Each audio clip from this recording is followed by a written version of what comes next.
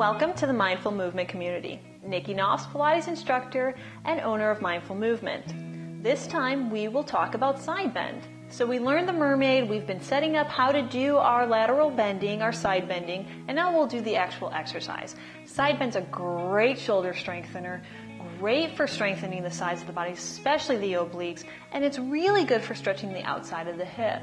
So let's learn how to rock out your side bend. All right, now it's time to learn that side bend. So we've worked the mermaid. Go check that video out if you haven't seen it yet. And now we're going to move up to a little bit more advanced side bending, which is side bend. So Beth, as always, rocking it out. Total rock star. I mean, come on. Everybody's got to give her a hand. Really. You have to. She totally rocks. All right. Yeah. My clients love me so much. I'm sure she was making some great little faces there, wasn't she? All right. So with side bend, in the Pilates side bend, we're going to take the top leg and place it in front of the bottom foot. This is going to help stabilize you. You want to squeeze your legs together. So many times in side bend, people will have maybe pain in the low back as they're doing this, or they can't lift their hips. Well, a lot of times that has to do with that we don't have leg engagement. So if you're not working this as a full body exercise and something is kind of hanging off of you, so in this case it'll be the pelvis because the legs will be dead. The pelvis will be trying to lift things up and the legs will just be kind of hanging here.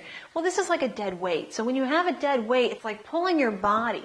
You have to get that engaged to allow you to keep this exercise working. So if you're having struggle to keep the legs active in this, or you're struggling to lift the hips up, go practice your mermaid, maybe work some exercises like side legs to help build the strength up, and then come back and try this exercise.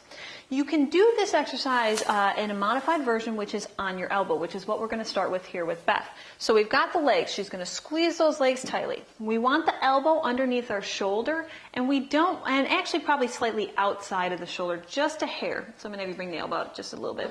And the reason we want that is when you lift up, you don't want the shoulder to end up being beyond the elbow. So this way, this is going to put her right on top of the elbow when she lifts up. At the same time, we don't want her hanging in that shoulder. So she's going to lift out of her shoulder, get a nice, great engagement. That was awesome. And then top hand here is going to be palm up. So what she's going to do is she's going to lift the hips up as she takes the arm, sweeping it over, lifting the hips.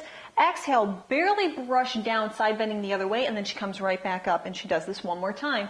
Barely brushing and coming right back up, and then down. So this will be a great way to start preparing you, getting a little bit of lift, learning that engagement, getting the shoulder strong to do this. Make sure you're not hanging in that shoulder, because when we go to this next version, it's more likely to happen when you bring the hand all the way up. So make sure you build that strength first so that you don't put excess strain on there. One other thing to be aware of, again, as we learned in our mermaid, check in with that chin. A lot of times the chin's going to pull down. Now we've got that extra weight coming this way. Lift that up.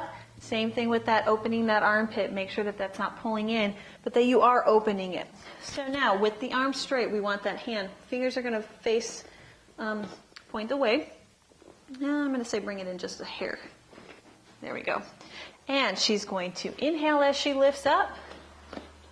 Exhale, brush down, side bending the other way and up. So as she drops down, notice that it's a side bend the other way and then a lift up rather than a dropping of it. And it's just a side bending each side. Lift that chin one more time. Open the shoulder. Lift, lift, lift, lift. Out of that shoulder. Nice. And down. Awesome, Beth. Thanks. So that's how you rock out your side bend.